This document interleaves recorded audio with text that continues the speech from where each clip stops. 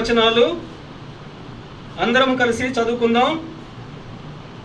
దేవుని పరిశుద్ధ గ్రంథంలో నుండి 107వ కీర్తన మొదటి 3 వచనాలను అందరం కలిసి బిగ్గరగా స్పష్టంగా అర్థం చేసుకుంటూ చదువుకుందాం. 107. యెహోవా దయాళుడు, ఆయనకు కృతజ్ఞతాస్తుతులు చెల్లించుడి, ఆయన కృప నిత్యముండును. యెహోవా విమోచించిన వారు ఆ మాట పలుకుదురుగాక.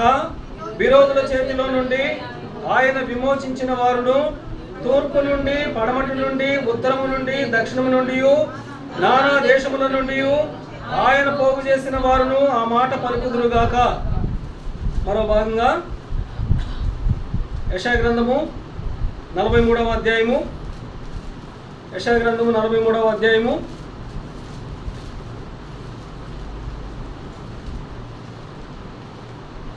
మొదటి వచనాన్ని బిగ్గరగా కలిసి చదువుకుందాం. యెషయా గ్రంథము 43వ అధ్యాయాన్ని మొదటి వచనాన్ని బిగ్గరగా స్పష్టంగా కలిసి చదువుకుందాం. అయితే యాకోబు, నిన్ను సృజించిన వాడు యెహోవా, ఇశ్రాయేలు నిన్ను నిర్మించిన వాడు ఇలా సెలవిచ్చుచున్నాడు, నేను నిన్ను విమోచించి ఉన్నాను, భయపడకుము, పేరు పెట్టి నిన్ను పిలిచి ఉన్నాను, నీవు నా సొత్తు. అలాగే ఇంకో భాగంలో నుంచి 31వ కీర్తన 31వ కీర్తన 5వ వచనం, 5వ వచనంలో 2వ లైన్, 5వ వచనం 2వ లైన్, కీర్తన గ్రంథము 31వ అధ్యాయము 5వ వచనం 2వ లైన్ని చదువుకుందాం అందరం కలిసి బిగ్గరగా. యెహోవా సత్యదేవా, నన్ను విమోచించు వాడవు నీవే. దేవుని కృప కొరకై చిన్న ప్రార్థన చేసుకుందాం.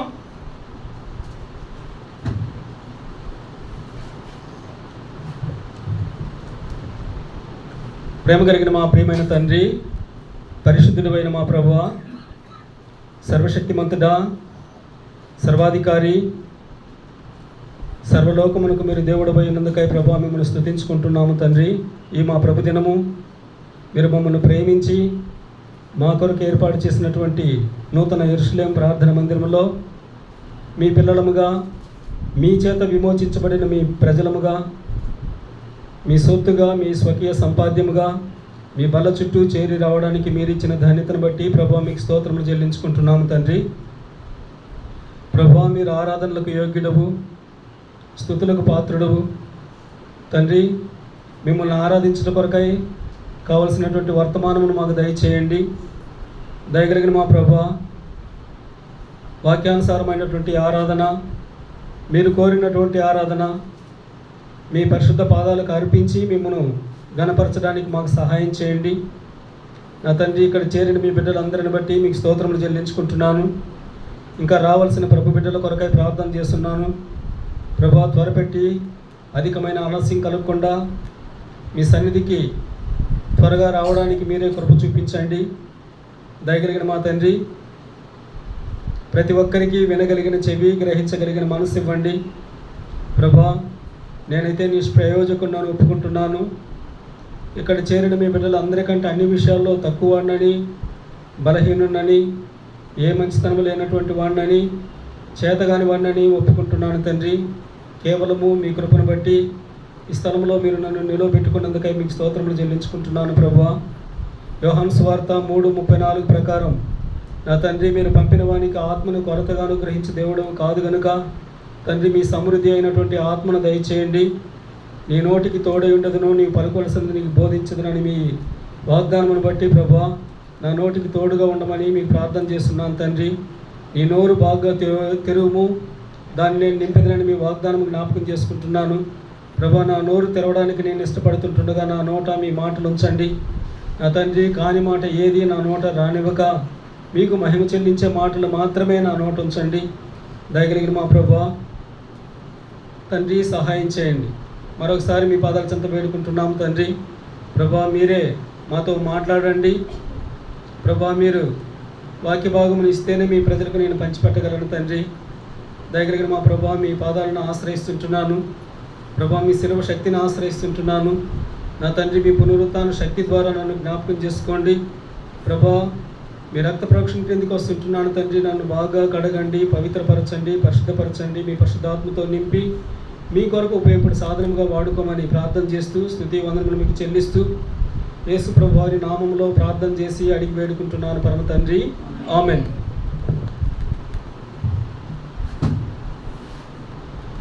ప్రభు పిల్లలకి ఉన్నటువంటి గొప్ప ఆధిక్యత మన ప్రభువును మనము ఆరాధించుకోవడమే. ఇది మన బాధ్యత. ప్రభువు చేత విమోచించబడిన పిల్లలంగా ప్రభువును దేవుడిగా అంగీకరించిన ప్రతి ఒక్కరము ఆయనను మనం ఆరాధించవలసినటువంటి వారమై ఉంటున్నాం. యెహోవా సత్యదేవా, నన్ను విమోచించువాడవు నీవే. దావీదు ఆ మాట చెప్తున్నాడు, నన్ను విమోచించువాడవు నీవే అని. అంటే ఆయన మాత్రమే విమోచించగలడు, ఇంకా ఏ ఒక్కరూ విమోచించలేరు. అందుకే ఆయన విమోచకుడు. కీర్తన గ్రంథము 107వ అధ్యాయము 107వ అధ్యాయము మొదటి వచనం గమనించినట్లయితే, యెహోవా దయాళుడు, ఆయనకు కృతజ్ఞతాస్తుతులు చెల్లించుడి, ఆయన కృప నిత్యముండును. చాలు. ఈ కీర్తనలు 107వ అధ్యాయాన్ని కూడా దావీదు భక్తుడే రాసినటువంటి కీర్తన. దావీదు భక్తుడు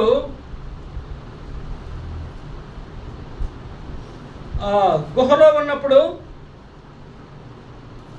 ఆయన రాసిన కీర్తనలలో 34వ కీర్తన, 57వ కీర్తన, 107వ కీర్తన, 108వ కీర్తన ఇవి చాలా శ్రేష్టమైనవి, ముఖ్యమైనవి.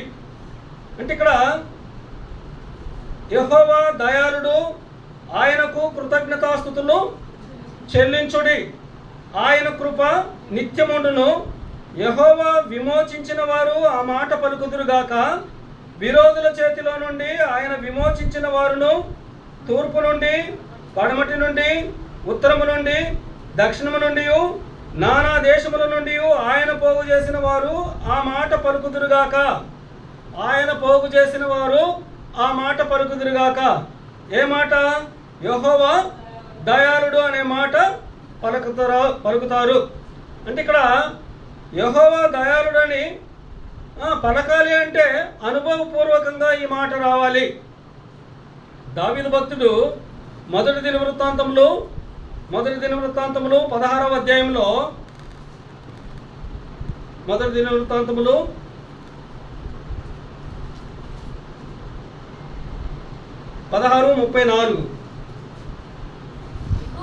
యెహోవా దయాళుడు, ఆయన కృప నిరంతరముండును.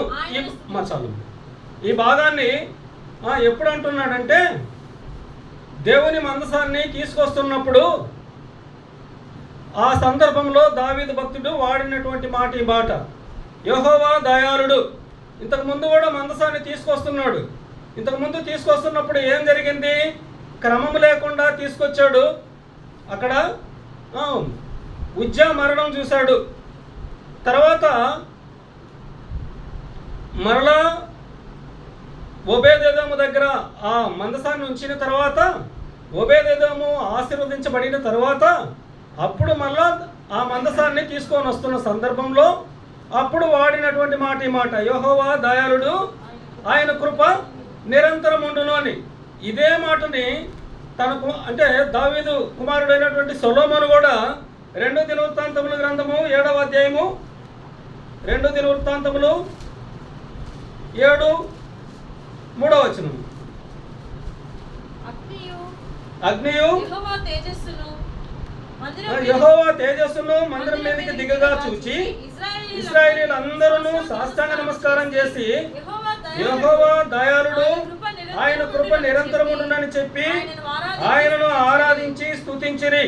ఇందాక మొదటి దినవృత్తాంతములలో ఆ చదువుకున్న భాగంలో కూడా దేవుని స్తుతించిన సందర్భంలోనే యెహోవా దయాళుడని పొగడుతున్నాడు.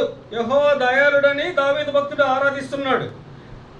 ఇక్కడ కూడా సొలొమోను యెహోవా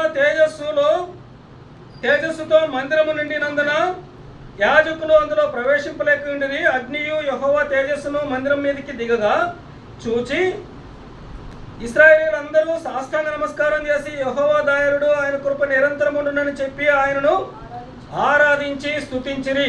ఆరాధించబడిన సందర్భంలో అంటే మందిర నిర్మాణం పూర్తయిన తర్వాత సొలొమోను ఆరాధిస్తూ ఈ మాట పలికాడు, యెహోవా దయాళుడు, ఆయనకు కృతజ్ఞతాస్తుతులు చెల్లించాలి. అంటే ఆయన దయగలవాడు కాబట్టి ఆయనకు కృతజ్ఞతాస్తుతులు చెల్లించాలి.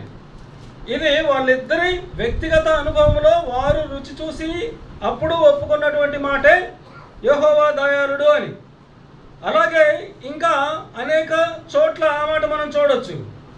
యెజ్రా గ్రంథం 3వ అధ్యాయంలో 11వ వచనంలో, యెజ్రా గ్రంథము 3వ అధ్యాయము అక్కడ కూడా నెహెమ్యాకు ముందు చదువుమా. యెహోవా దయాళుడు యెహోవా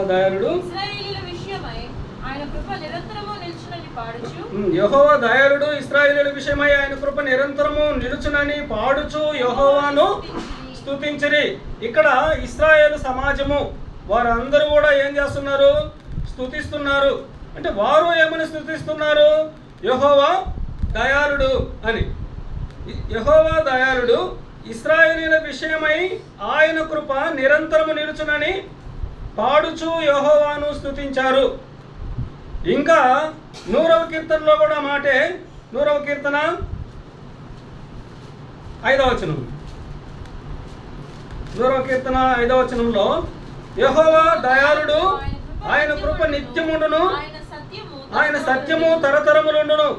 అవును, ఆయన దయగలిగినటువంటి దేవుడు.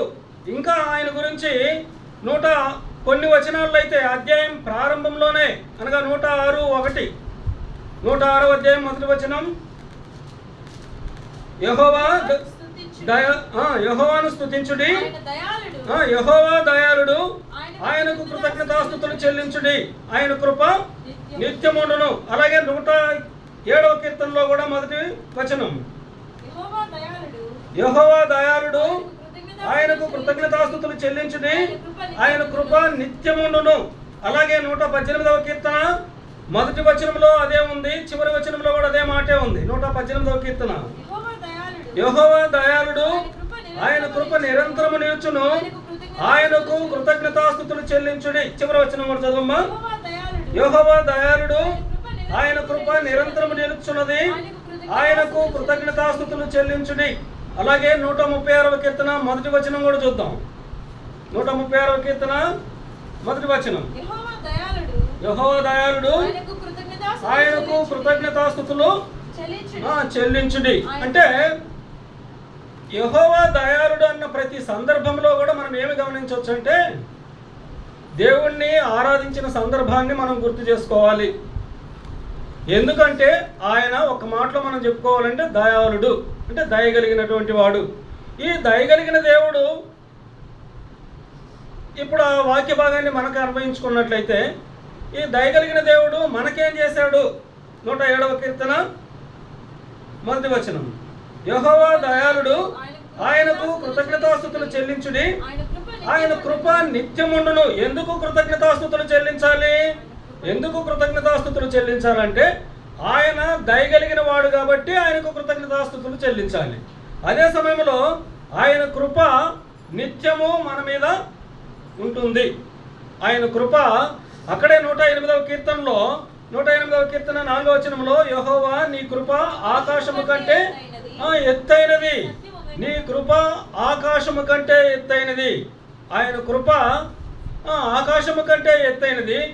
ఇంకో చోట ఆయన కృప అధికమైనది, ఇంకో చోట ఆయన కృప అత్యధికమైనది, ఇంకో చోట ఆయన కృప అమూల్యమైనది అని ఇలా ఆయన కృప గురించి భక్తులు అనేక సందర్భాల్లో రాశారు. ఇకపోతే యేసుక్రీస్తు కృప కూడా ఒకసారి గుర్తు చేసుకుందాం. కొరింథీయులకు రాసిన పత్రిక 2వ పత్రిక 2వ పత్రిక 8-9.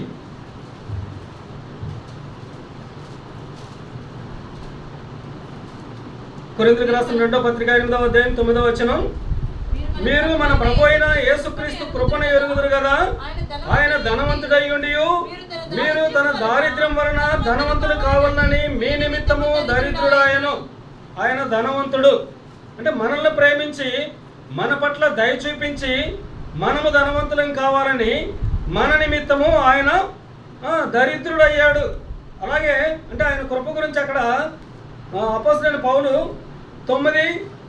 కొరింథీయులకు రాసిన 2వ పత్రిక 9వ అధ్యాయం 8వ వచనంలో సమస్త విధమైన కృప అని రాయడం జరిగింది. అలాగే 14వ వచనంలో కూడా అత్యధికమైన కృప అని రాయడం జరిగింది. అంటే ఆయన కృప అంత గొప్పది. ఇప్పుడు తిరిగి 107వ కీర్తనలోకి వద్దాం. యెహోవా విమోచించిన వారు ఆ మాట పలుకుదురుగాక, విరోధుల చేతిలో నుండి ఆయన విమోచించిన వారును. విరోధుల చేతిలో నుండి. మన విరోధి ఎవరు? మన విరోధి అపవాది, మన విరోధి సాతానుడు, మనల్ని బాధించువాడు. ఆ విరోధి చేతిలో నుంచి ఆయన మనల్ని విమోచించాడు. విరోధుల చేతిలో నుండి ఆయన విమోచించిన వారును. అంటే ఇప్పుడు ఎవరు ఆయనని ఆరాధించాలి? ఎవరైతే విమోచించబడ్డారో వారు ఆయనను ఆరాధించాలి. అంటే మనల్ని ఆయన ఎందుకు విమోచించాడు? మన పట్ల ఆయన దయ చూపించాడు కాబట్టి ఆయన దయాళుడు, అందుకని మనం ఆయనని ఆరాధించాలి. విరోధుల చేతిలో నుండి ఆయన విమోచించిన వారును, తూర్పు నుండి, పడమటి నుండి, ఉత్తరము నుండి, దక్షిణము నుండి, నానా దేశముల నుండి ఆయన పోగు చేసిన వారు ఆ మాట పలుకుదురుగాక. ఆయన పోగు చేసిన వారు అంటే ఆయన చేత విమోచించబడినటువంటి వారు ఆయనని, యెహోవా నీవు దయాళుడవయ్యా, నీకు నేను కృతజ్ఞతాస్తుతులు చెల్లించుచున్నాను అని ఆరాధించాలి. అది ఆరాధన. అంటే ఈ ఆరాధన మన నుండి మన ప్రభువు కోరుకుంటున్నాడు. ఈ అధ్యాయంలో ఈ అధ్యాయాన్ని ఏమని చెప్పొచ్చు అంటే విమోచన అధ్యాయం అని కూడా చెప్పొచ్చు. విమోచన అనగానే మనకి నిర్గమాకాండం 15వ అధ్యాయం, ఈ అధ్యాయంలో ఉన్నటువంటి సారాంశం అంతా కూడా నిర్గమాకాండము 15వ అధ్యాయంలో మనం చూడవచ్చు. నిర్గమాకాండంలో ఉన్నటువంటి 15వ అధ్యాయంలో ఉన్నటువంటి పాట దానిని విమోచన గీతము అని అంటాము. ఎప్పుడు ఆ విమోచన గీతం పాడారు? ఐగుప్తు బంధకముల నుంచి విడిపించబడిన తరువాత ఎప్పుడైతే విడిపించబడ్డారో వారు ఆ పాట పాడారు. అంటే ఆ పాట మోషే రచించినటువంటి పాట. మిరియాము వీరందరూ కలిసి సంతోషముతో పాడినటువంటి పాట.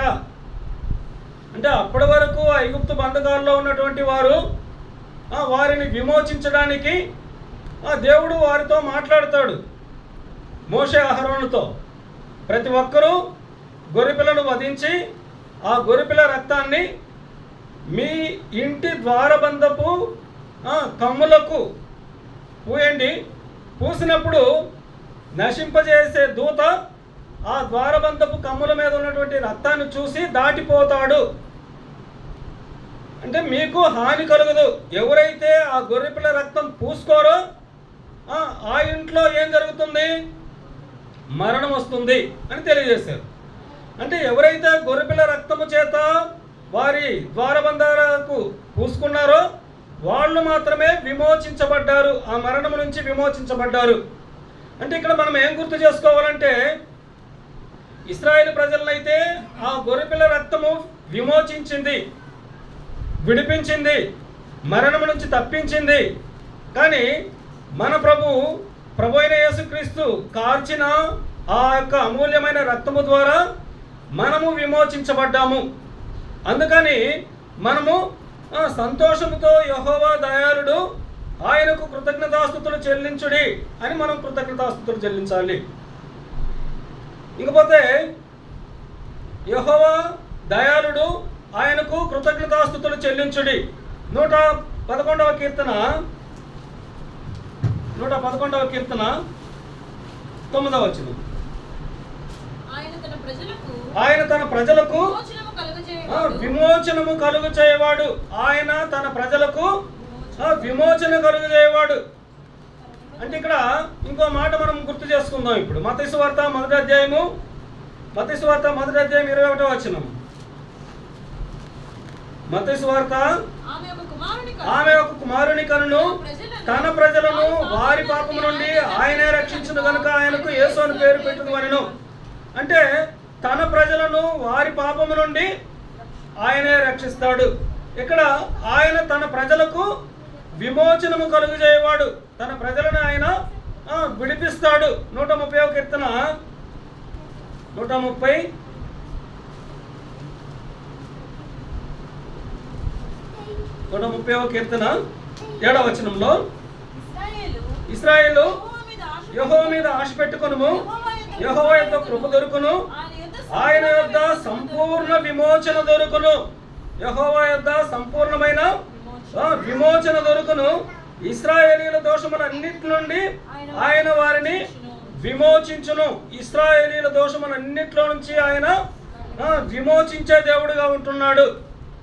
అంటే మన విమోచకుడు. అంటే అసలు విమోచన అంటే ఏంటి? విమోచన అనగా క్రయమును చెల్లించి విడిపించడమే విమోచన. అంటే ఒక సందర్భంలో అపవాది యేసు ప్రభువు 40 దినాలు ఉపవాసం ఉన్న తర్వాత యేసు ప్రభువుని ఆ కొండ మీదకి తీసుకెళ్ళి, వీటన్నిటి మీద నాకు అధికారం ఉంది, నువ్వు నాకు మొక్కితే ఇవి మొత్తం నీకు ఇచ్చేస్తాను అని అన్నాడు. అంటే అప్పుడు యేసు ప్రభు ఏమంటాడు? మొక్కడానికి ఇష్టపడడు. అంటే ఎందుకంటే దేవునికి మాత్రమే మొక్కాలి కానీ నీకు నేను మొక్కకూడదు అని అంటాడు. అంటే ఆ విధంగా మొక్కి ఆయన సంపాదించుకోలేదు మనల్ని. ఆయన ఎలా సంపాదించుకున్నాడు? క్రయమును చెల్లించి మనల్ని సంపాదించుకున్నాడు. మత్తయి సువార్త 20వ అధ్యాయంలో, మత్తయి సువార్త 20వ అధ్యాయము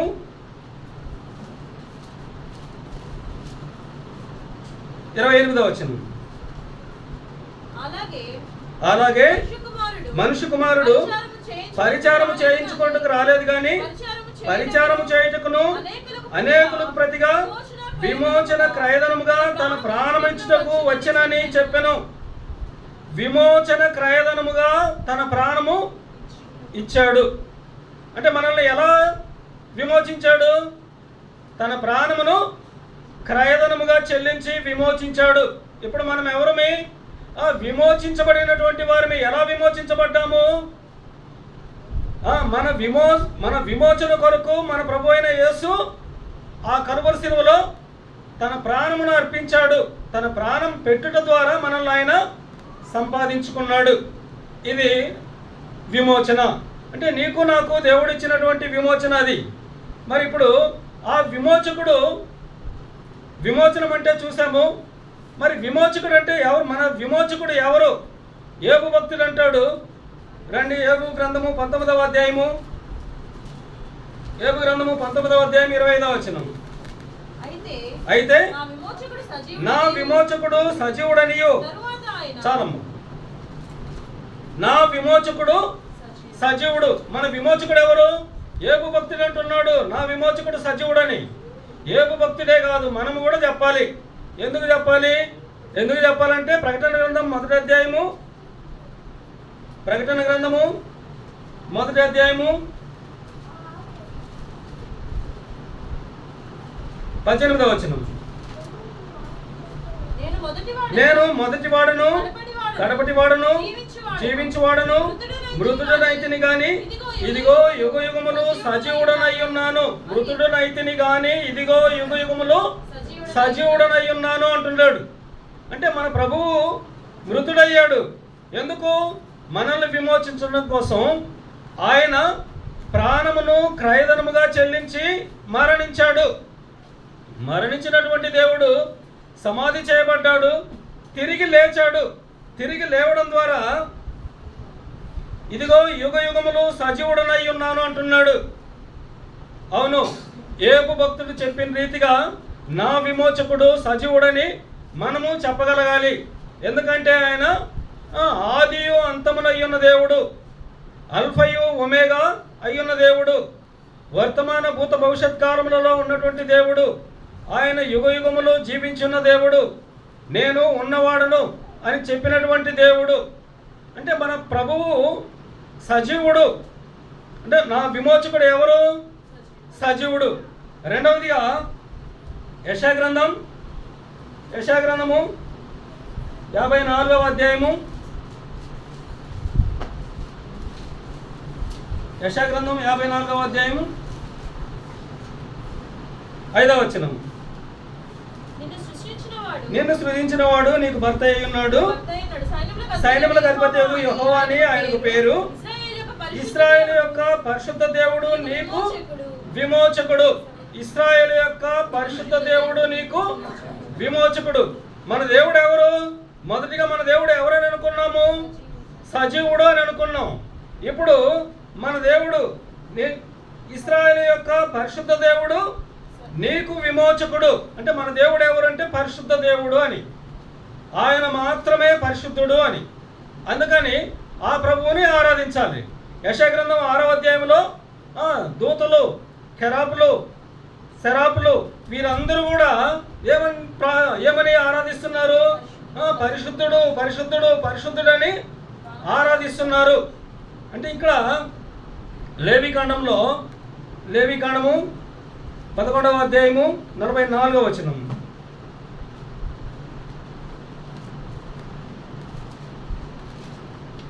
లేవికాండము 11వ అధ్యాయం 44వ వచనంలో, నేను మీ దేవుడనైన యెహోవాను, నేను పరిశుద్ధుడను గనుక మీరు పరిశుద్ధులై ఉండునట్లు మిమ్మల్ని మీరు పరిశుద్ధపరచుకొనవలెను. అంటే మన దేవుడు పరిశుద్ధుడు. అలాగే విమోచించబడినటువంటి నువ్వు నేను కూడా ఎలా ఉండాలంట? పరిశుద్ధులుగా ఉండాలి. అక్కడ 45వ వచనంలో కూడా మాట రిపీట్ అవుతుంది చూడండి. నేను మీకు దేవుడినై ఉండుటకు ఐగుప్తు దేశములో నుండి మిమ్మల్ని రప్పించిన యెహోవాను, నేను పరిశుద్ధుడను గనుక మీరును పరిశుద్ధులుగా కావలను. ఇంకా అక్కడే 19వ అధ్యాయంలో కూడా 19వ అధ్యాయం 2వ వచనంలో కూడా అదే మాట మనం చూడొచ్చు. 19వ అధ్యాయము, మీరు పరిశుద్ధులై ఉండవలను, మీ దేవుడునైన యెహోవానగు నేను పరిశుద్ధుడనై ఉన్నాను. అంటే మన దేవుడు పరిశుద్ధుడు. ఇంకా కీర్తన గ్రంథం 98వ అధ్యాయం, కీర్తన గ్రంథము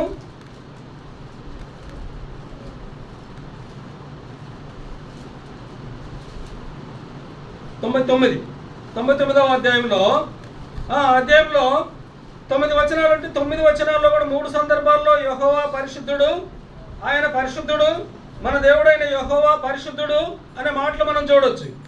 ఇంకా ప్రకటన గ్రంథంలో కూడా, ప్రకటన గ్రంథం 4వ అధ్యాయం 8వ వచనంలో, ఒకసారి ప్రకటన గ్రంథం 4:8, ఈ 4 జీవులలో ప్రతి జీవికి 6 రెక్కలుండెను, చుట్టూను రెక్కల లోపటను కన్నులతో నిండి ఉన్నవి. అవి భూత వర్తమాన భవిష్యత్ కాలములలో ఉండు సర్వాధికారియు దేవుడునగు ప్రభువు పరిశుద్ధుడు పరిశుద్ధుడు పరిశుద్ధుడని మానక రాత్రింబగళ్ళు చెప్పుచుండును. అంటే ఇక్కడ ఈ 4 జీవులు మన దేవుడిని ఏమంటున్నారు? పరిశుద్ధుడు పరిశుద్ధుడు పరిశుద్ధుడని ఆరాధిస్తున్నారు. అలాగే యెషయా గ్రంథం 6వ అధ్యాయంలో చెప్పబడినట్లుగా దూతలు, కెరూబులు, సెరాపులు వీరందరూ కూడా ఏం చేస్తున్నారు? పరిశుద్ధుడు పరిశుద్ధుడని నిత్యము ఆరాధిస్తున్నారు. అంటే మన ప్రభువు పరిశుద్ధుడు. ఆయనే చెప్పాడు నేను పరిశుద్ధుడను అని. ఆయన పరిశుద్ధుడు కాబట్టి నువ్వు నేను కూడా పరిశుద్ధుడుగా ఉండాలని కోరుకున్నాడు. అసలు మనల్ని పిలిచిన పిలిపే అందుకే. తెస్సలోనిక రాసిన పత్రికలో, తెస్సలోనిక పత్రిక 1 తెస్సలోనిక 4వ అధ్యాయము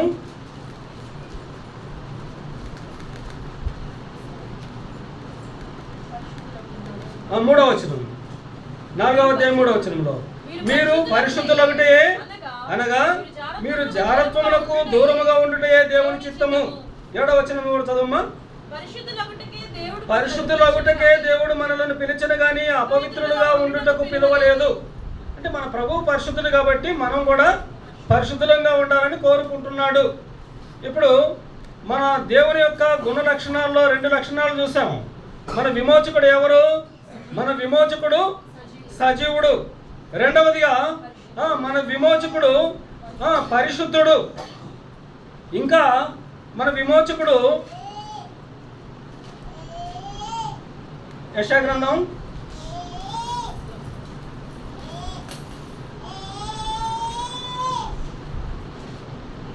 54వ అధ్యాయము 5వ వచనం. 54:5. నేను సృష్టించిన వాడు నీకు భర్త అయి ఉన్నాడు, సైన్యములకు అధిపతియగు యెహోవా అని ఆయనకి పేరు. ఇశ్రాయేలు యొక్క పరిశుద్ధ దేవుడు నీకు విమోచకుడు, సర్వలోకమునకు దేవుడని ఆయనకు పేరు. ఆయనకి ఏమని పేరు? సర్వలోకమునకు దేవుడు. మన దేవుడు ఎవరు? సర్వలోకమునకు. అంటే ఏదో కొన్ని ప్రాంతాలకు దేవుడు కాదు. కొన్ని చోట్ల మనం చూస్తూ ఉంటాం, కొన్ని గ్రామాలకి దేవతలని దేవుళ్ళని కొలుస్తూ ఆరాధిస్తుంటారు. అయితే మన ప్రభువు ఎవరు? సర్వలోకమునకు దేవుడు. అందుకే ఆయన లోకమును ఎంతో ప్రేమించాడు, ప్రేమించి ప్రాణం పెట్టాడు. అంటే మన దేవుడు సర్వలోకమునకు దేవుడు. అలాగే యెషయా గ్రంథంలోని 63వ అధ్యాయంలో 63వ అధ్యాయము 16వ వచనం. మాకు తండ్రివి నీవే, అబ్రహాము మమ్మల్ని ఎరుగకపోయినను, ఇశ్రాయేలు మమ్మల్ని అంగీకరింపకపోయినను, యెహోవా నీవే మా తండ్రివి, అనాది కాలము నుండి మా విమోచకుడని నీ పేరే కదా. అనాది కాలము నుండి మా విమోచకుడు. అంటే మన ప్రభువు ఎవరు? అనాది కాలము నుంచి ఉన్నటువంటి వాడు. అంటే ఆ దేవాది దేవుడు. అంటే అనాది కాలం అంటే దాని అర్థమేమని? ఆది నుంచి ఉన్నటువంటి వాడు అని. అంటే మన దేవుడు ఆద్యంతరహితుడు. మన విమోచకుడు ఎవరు? ఆద్యంతరహితుడు.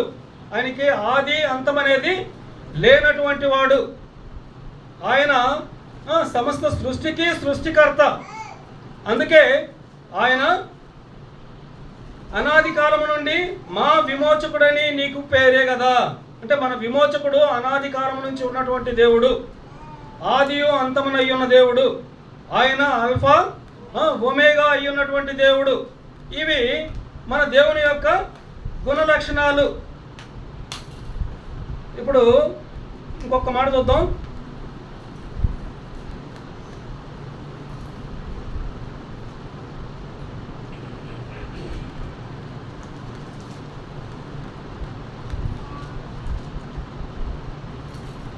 కీర్తనల గ్రంథము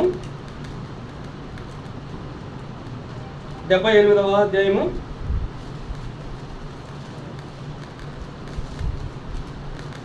35వ అధ్యాయం 35వ వచనం. దేవుడు తమకు ఆశ్రయదుర్గమనియు మహోన్నతుడైన దేవుడు తమకు విమోచకుడనియు వారు జ్ఞాపకము చేసుకొనిరి. మహోన్నతుడైన దేవుడు తమకు విమోచకుడు. అంటే మన విమోచకుడు ఎవరు? మహోన్నతుడు. ఇందాక మనం పాట కూడా పాడుకున్నాం, మహాగణుడు మహోన్నతుడు అని. అంటే ఆయన అత్యున్నత సింహాసనమందు ఆసీనుడైనటువంటి వాడు, ఉన్నత స్థానాల్లో ఉండే దేవుడు. అయినా విరిగి నలిగిన హృదయములలో ఉండేవాడు అని. అంటే మహోన్నతుడైనటువంటి దేవుడు మన విమోచకుడు. ఒకసారి గుర్తు తెచ్చుకుందాం, మన విమోచకుడు ఎవరు? మన విమోచకుడు సజీవుడు, మన విమోచకుడు పరిశుద్ధుడు, ఇంకా మన విమోచకుడు సర్వలోకమునకు దేవుడు, మన విమోచకుడు మహోన్నతుడైన దేవుడు, ఇంకా అనాది కాలము నుంచి ఉన్నటువంటి వాడు అని. అంటే ఇవి మన విమోచకుని యొక్క లక్షణాలు. మన విమోచకుడు మనల్ని ఎలా విమోచించాడు? ఇందాక మనం అనుకున్నాం, మత్తయి సువార్త 20వ అధ్యాయం 28వ వచనం ప్రకారం తన ప్రాణమును క్రయధనముగా చెల్లించి మనల్ని విమోచించాడు అని. ఎఫెసీయులకు రాసిన పత్రిక 1వ అధ్యాయం 7వ వచనం. దేవుని కృపా మహదైశ్వర్యమును బట్టి ఆ ప్రియునియందు ఆయన రక్తం వలన మనకు విమోచనము, అనగా మన అపరాధములకు క్షమాపణ కలిగి ఉన్నది. మళ్ళా చదువుతాను భాగం. దేవుని కృప మహదైశ్వర్యమును బట్టి ఆ ప్రియునియందు. ఈ భాగాన్ని మనం ఈ విధంగా అర్థం చేసుకుందాం. యెహోవా దయాళుడు అని అనుకున్నాం కదా. ఆయన దయాళుడు కాబట్టి, ఆయన కృప నిత్యముండును కాబట్టి ఆయన కృప మహదైశ్వర్యమును బట్టి ఆ ప్రియుని యందు ఆయన రక్తం వలన మనకు విమోచనము. అంటే ప్రభు అయిన యేసు రక్తం వలన మనకి విమోచనము కలిగింది. పేతురుపత్రికలో మొదటి పేతురుపత్రిక మొదటి అధ్యాయము, పేతురుపత్రిక మొదటి అధ్యాయం 18వ వచనం. పితృపారంపర్యమైన మీ వ్యర్థ ప్రవర్తనను విడిచిపెట్టినట్లుగా వెండి బంగారముల వంటి క్షయ వస్తువుల చేత మీరు విమోచింపబడలేదు. మనము వెండి బంగారము చెల్లించి మనల్ని ఆయన విడిపించలేదు. లేకపోతే అపవాదికి మ్రొక్కి అధికారాన్ని పొందుకొని మనల్ని విడిపించలేదు. మనల్ని ఎలా విడిపించాడు? తన ప్రాణాన్ని క్రయధనముగా చెల్లించడం ద్వారా విమోచించాడు. ఇక్కడ చదువుకున్న భాగంలో గమనించినట్లయితే అమూల్యమైన రక్తము చేత అనగా నిర్దోషమును నిష్కలంకమును గొర్రెపిల్ల వంటి క్రీస్తు రక్తము చేత విమోచింపబడితేనని మీరు ఎరుగుదురు కదా. క్రీస్తు రక్తము చేత నువ్వు నేను విమోచించబడ్డాము. అక్కడే ఎఫెసీయులకు రాసిన పత్రిక మొదటి అధ్యాయంలోనే 14వ వచనంలో కూడా ఈ భాగం చూద్దాం. 1:14 ఎఫెసీయులకు రాసిన పత్రిక 1:14 దేవుని మహిమకు కీర్తి కలుగుటకై ఆయన సంపాదించుకొనిన ప్రజలకు విమోచనము కలుగు నిమిత్తము ఈ ఆత్మ మన స్వాస్థ్యమునకు సంచకరువుగా ఉన్నాడు. ఈ భాగం మరొకసారి చదువుతాను. దేవుని మహిమకు కీర్తి కలుగుటకై ఆయన సంపాదించుకొనిన ప్రజలకు, అంటే మనల్ని ఏం చేశాడు? ఆయన సంపాదించుకున్నాడు. మనమైతే ఏం సంపాదించుకుంటాం? వస్తువులు, మనకేదో కావాల్సినవన్నీ మనం సంపాదించుకుంటాం. కానీ ఆయన ఏం సంపాదించుకున్నాడు? మనల్నే ఆయన సంపాదించుకున్నాడు. మనమైతే చెమటోడ్చి కష్టపడి సంపాదించుకుంటామేమో, కానీ మన ప్రభువు ఎలా సంపాదించుకున్నాడు? తన అమూల్యమైన రక్తమును చెల్లించి సంపాదించుకున్నాడు. తన ప్రాణమును క్రయధనముగా చెల్లించి సంపాదించుకున్నాడు. 49వ కీర్తన 49:9 కీర్తన గ్రంథం 49:9 వచనం. వారి ప్రాణ విమోచన ధనము బహు గొప్పది, అది ఎన్నటికి తీరక అట్లుండవలసినదే. వారి ప్రాణ విమోచన ధనము బహు గొప్పది. వారి ప్రాణ విమోచన ధనము బహు గొప్పది. ఆ రుణము ఇంకా ఏ విధంగానూ మనము తీర్చుకోలేం. అది ఎన్నటికి తీరక అట్లుండాలి, అలాగే నిలిచిపోతుంది. అంటే మన పట్ల ఆయన చూపిన ప్రేమ, ఆయన చెల్లించిన తన ప్రాణము, ఇది మన ప్రభువు మనల్ని విమోచించడానికి ఆయన చేసిన క్రయధనము. తిమోతి పత్రిక 1 తిమోతి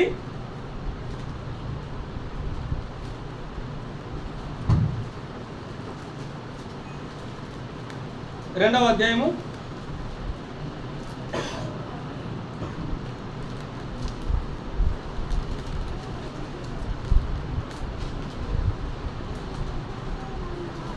6వ వచనం. ఈయన అందరి కొరకు విమోచన క్రయధనముగా తన్ను తానే సమర్పించుకొనెను. అందరి కొరకు విమోచన క్రయధనముగా తన ప్రాణమును సమర్పించుకున్నాడు. అందరి కొరకు అంటే అందరిలో మనం ఉన్నామనే కదా. అంటే మన కోసమే. అంటే ఆ భాగాన్ని మనం ఏ విధంగా అన్వయించుకోవాలి?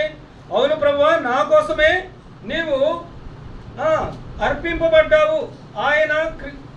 ఈయన అందరి కొరకు అనగా ఈయన నా కొరకు విమోచన క్రయధనముగా తన్ను తానే అర్పించుకున్నాడు అనే ఆ భావన మనలో రావాలి. అప్పుడు మనం ఏం చేస్తాము? అవును తండ్రి, మీరు దయాళుడవు కాబట్టి నేను నిన్ను ఆరాధిస్తున్నాను అని చెప్పగలం. అలాగే కొలస్సీలకు రాసిన పత్రిక కొలస్సీ 1వ అధ్యాయము 14వ వచనం. ఆ కుమారుని యందు మనకు విమోచనము అనగా పాపక్షమాపణ కలుగుచున్నది. ఆ కుమారుని యందు మనకు విమోచనము, పాపక్షమాపణ కలుగుతుంది. అంటే కలిగింది. అంటే ఆ కార్యము జరిగి అయిపోయింది. ప్రభు అయిన యేసుక్రీస్తు ఆ శిలువలో చేసిన కార్యం వల్ల మనకి విమోచన కలిగింది. ఇప్పుడు విమోచనకు సంబంధించి మనం కొన్ని విషయాలు ధ్యానం చేసాము. మొదటిగా విమోచనం అంటే ఏంటి? క్రయధనాన్ని చెల్లించడం. అంటే విమోచన అంటే అర్థం చూసాము. అలాగే మన విమోచకుడు ఎవరని గుర్తు చేసుకున్నాము. దేని నుంచి మనల్ని విమోచించాడని గుర్తు చేసుకున్నాము. తర్వాత ఇంక కొన్ని విషయాలు గలతీయులకు రాసిన పత్రిక 1వ అధ్యాయము ఎక్కడి నుంచి విమోచించాడో చూద్దాం. గలతీయులకు రాసిన పత్రిక 1వ అధ్యాయం 4వ వచనం. మన తండ్రి అయిన దేవుని చిత్త ప్రకారము క్రీస్తు మనలను ప్రస్తుతపు దుష్ట కాలములో నుండి విమోచింపవలనని మన పాపముల నిమిత్తము తను తాను అప్పగించుకొనెను. ఇప్పుడు ఈ భాగాన్ని మనం గమనించినట్లయితే క్రీస్తు మనలను ప్రస్తుతపు దుష్ట కాలములో నుండి విమోచింపవలనని మన పాపముల నిమిత్తము తన్ను తాను అప్పగించుకొనెను.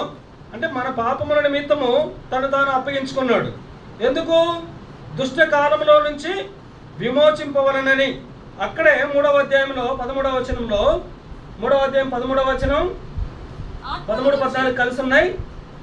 ఆత్మను గురించిన వాగ్దానము విశ్వాసం వలన మనకు లభించినట్లు అబ్రహాము పొందిన ఆశీర్వచనము క్రీస్తు యేసు ద్వారా అన్యజనులు కలుగుటకై క్రీస్తు మన కోసము శాపమై మనలను ధర్మశాస్త్రం యొక్క శాపము నుండి విమోచించెను. దుష్ట కాలంలో నుంచి విమోచించాడు. అదే సమయంలో ధర్మశాస్త్రం యొక్క శాపము నుంచి విమోచించాడు. అదే గలతీయులకు రాసిన పత్రిక 4వ అధ్యాయం 4వ వచనంలో 4:4 అయితే కాలం పరిపూర్ణమైనప్పుడు దేవుడు తన కుమారుని పంపెను. ఆయన స్త్రీ యందు పుట్టి మనము దత్తపుత్రులము కావాలనని ధర్మశాస్త్రమునకు లోబడి ఉన్న వారిని విమోచించుటకై ధర్మశాస్త్రమునకు అంటే మనము ధర్మశాస్త్రానికి లోబడినటువంటి మనల్ని విడిపించడం కోసం ధర్మశాస్త్రానికి మనము దత్తపుత్రులము కావాలని ధర్మశాస్త్రమునకు లోబడి ఉన్న వారిని విమోచించుటకై ధర్మశాస్త్రమునకు లోబడిన వాడాయను. అంటే మన నిమిత్తము మన ప్రభు ధర్మశాస్త్రానికి లోబడ్డాడు. 130వ కీర్తన 138వ వచనం. ఇశ్రాయేలీయుల దోషములన్నిటిలో నుండి ఆయన వారిని విమోచించును. ఇశ్రాయేలీయుల అన్ని దోషములలో నుంచి విమోచించే దేవుడుగా ఉంటున్నాడు. అలాగే తీతు పత్రిక 2వ అధ్యాయంలో తీతు పత్రిక 2:14 తీతు పత్రిక 2వ అధ్యాయం 14వ వచనంలో ఆయన సమస్తమైన దుర్నీతి నుండి మనలను విమోచించి సత్క్రియలందు ఆసక్తి గల ప్రజలను తన కోసం పవిత్రపరచుకొని తన సొత్తుగా చేసుకోవడానికి తను తానే మన కొరకు అర్పించుకొనెను. సమస్తమైన దుర్నీతి అని వెంటనే మనకి యాకోబు పత్రిక క్షమించండి 1 యోహాను పత్రికలో ఉందన్నమాట. సకల దుర్నీతి పాపము అని. అంటే ఈ పాపము నుంచి మనల్ని సమస్త దుర్నీతి నుండి మనలను విమోచించి అంటే సమస్త పాపముల నుంచి మనల్ని విమోచించాడు. ఈ విమోచించిన మన ప్రభువు ఆయనను మనము ప్రభువా నువ్వు నాకు ఈ మేలు చేశావు, అందుకని నేను నిన్ను దయాళుడు అని ఒప్పుకుంటూ నేను ఆరాధిస్తున్నాను అని చెప్పగలగాలి. ఇంకొక వచనాన్ని చూసుకుందాం. రోమపత్రిక 6వ అధ్యాయము 18వ వచనం.